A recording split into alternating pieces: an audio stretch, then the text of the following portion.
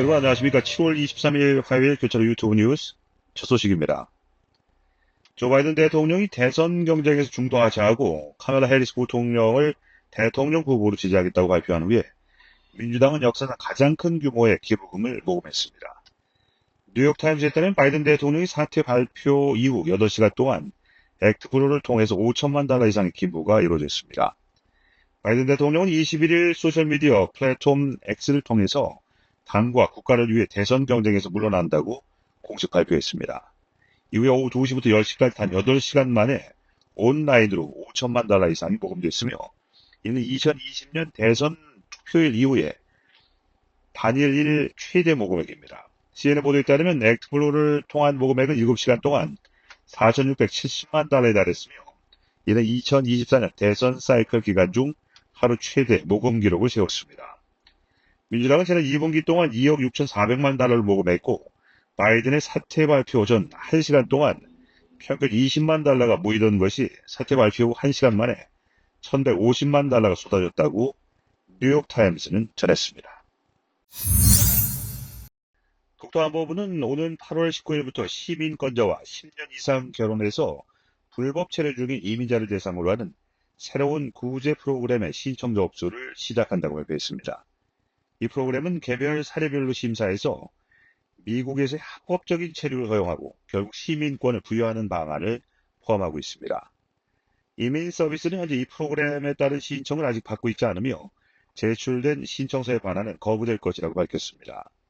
이 프로그램은 2024년 6월 17일 기준으로 최소 10년 이상 미국에 지속적으로 거주한 이들을 대상으로 하며 범죄 경력이 없고 국가 안보에 위협이 되지 않는 이민자들에게 미국 시민과의 합법적인 결혼을 통해서 그린카드를 받을 수 있는 길을 열어줍니다.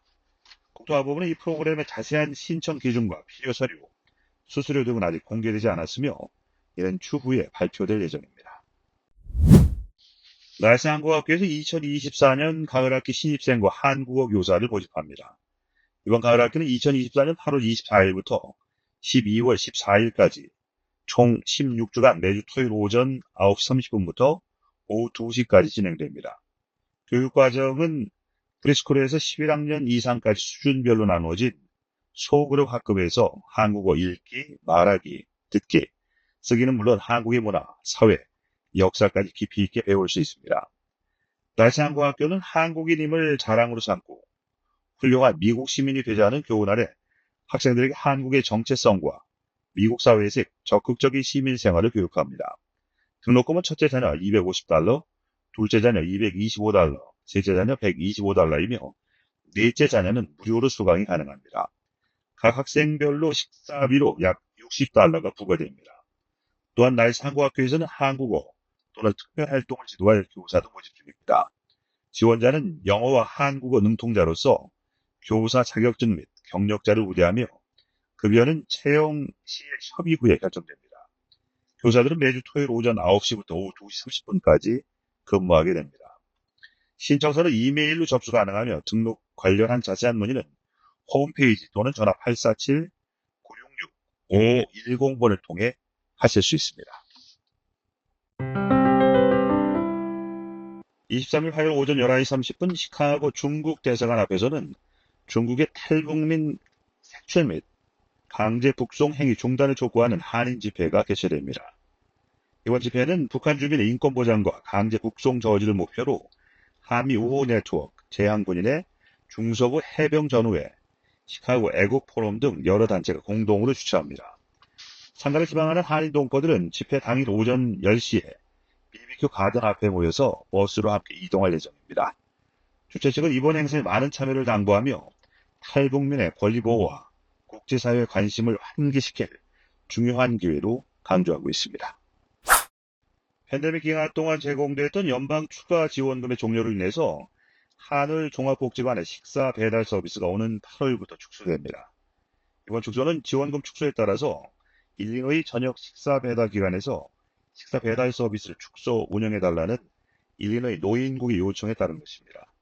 따라서 한울 종합복지관 역시 제한된 운영금으로 취약한 어르신들께 필요한 서비스를 지속하기 위한 방법을 모색해서 7월과 9월 2달 동안 85세 이상 어르신들을 대상으로 한식은 주 2회인 월요일과 목요일에만 제공될 예정입니다. 이 기간 동안 음식 배달은 제공되지 않습니다. 하늘종합복지관 관계자는 새 회계연도가 시작되는 10월부터 주 정부의 새로운 결정에 따라서 기준의 변동이 있을 수 있다고 밝히면서 85세 미만 대상자들을 위한 대안 마련 중임을 알렸습니다. 필요한 서비스에 대한 상담이 필요하신 분들은 하늘 북부사무소로 연락하시면 도움을 받을 수 있습니다. 더불어 하늘은 최근 시카고 주방의 확장 공사로 인해서 한식 제공에 어려움이 있었음에도 불구하고 양해해 주신 모든 분들께 감사의 말씀을 전하며 9월 중 공사가 완료되는 대로 더 많은 어르신들께 필요한 식사 서비스를 제공하기 위해서 다양한 방법을 모색하겠다고 밝혔습니다. 전국 우편 배달원 협회 NARC는 지난 22일 월요일 아침 우편 배달원의 보호를 강화하기 위한 정책 변경을 촉구하는 대규모 집회를 개최했습니다. 이번 집회는 최근 웨스턴 풀턴 지역에서 우체국 직원 옥타비아 레드먼드가 근무 중에 총격 사건에 피해를 입은 사건을 계기로 조직됐습니다. 집회는 사우스 와비시시아 노동조합홀에서 월요일 오전 8시에 시작됐으며 집회원 노조는 노동동맹과 함께 선출직 공무원들에 대한 우편 배달원들의 안전을 위한 정책 개정과 법안 통과를 강력히 요구했습니다. 또한 폭력과 폭행을 경험한 우편 배달원들이 집회에서 자신들의 경험을 나누면서 공감대를 형성하고 대책 마련을 호소했습니다. 레드먼드는 15년 이상 우편 배달원으로 근무한 바 있으며 그녀는 아내이자 할머니로 알려졌습니다. 우편 배달원 협회는 지난 2022년 8월 이후 시카고에서만 140명 이상의 우편 배달원이 근무 중에 공격을 받았다고 밝혔습니다. 이에 따라서 우편 배달협회 회장은 우편 배달원을 보호하기 위한 추가적인 조치의 필요성을 강조했습니다. 한편 우편 검사국 시카고 부서는 범인의 체포와 유죄 판결을 위한 정보 제공에 대해서 최대 25만 달러의 보상금을 제공하겠다고 발표했습니다. 잠시 전화로 말씀 후에 교차로 유튜브 뉴스 이어드립니다. 시카고 남부교회 올림피아 필드에 위치한 웅장한 저택의 가격이 시장에 나온 지 6개월 만에 크게 하락했습니다. 이 저택은 과거 시카고에서 가장 유명한 인물들이 거주했던 것으로 알려졌으며 원래 349만 9천 달러에 매물로 나왔던 이 주택의 현재 가격은 249만 9천 달러, 100만 달러나 하락했습니다. 2층짜리 저택은 침실 7개, 욕실 9개를 포함해서 총 19개의 방을 갖추고 있습니다. 주방에는 고급 가전제품이 설치되어 있고 레크레이션 시설로는 실내 2층 당구장, 정글 테마 동굴, 폭포와 온수 욕조가 설치된 2층 트리하우스 등이 포함됩니다. 또한 가족실과 인접한 욕실도 있어서 편리함을 더합니다. 이외에도 조명이 설치된 전용 코트에서 농구, 피클볼, 테니스를 즐길 수 있는 완비된 피트니스 센터가 마련되어 있어서 스포츠 애호가들에게 안성맞춤입니다. 부동산 중개업자는 22일 모든 디테일이 이야기를 전달하고 프라이버시를 최우선으로 하며 번잡한 일상에서 벗어나고자 하는 부유층의 이상적인 거주지가 될 것이라고 설명했습니다. 대한항공이 보잉사의 총 40대 와이드 바디 제트 여객기를 주문하면서 항공산업에 큰 활기를 불어넣었습니다. 이 주문은 최근 런던 판버라 에어쇼에서 발표되었으며 여기에는 아직 인증을 받지 않은 777X 여객기 20대와 장거리 운항이 가능한 787-10 드림라이너 20대가 포함되어 있습니다. 이번 대규모 주문은 보잉에 대한 대한항공의 신뢰를 보여주는 동시에 코로나19 팬데믹 이후에 항공 우주 산업이 겪고 있는 공급망 차질과 여러 제조 결함에도 불구하고 향후 운항 능력 확대를 위한 큰 투자라고 할 수 있습니다.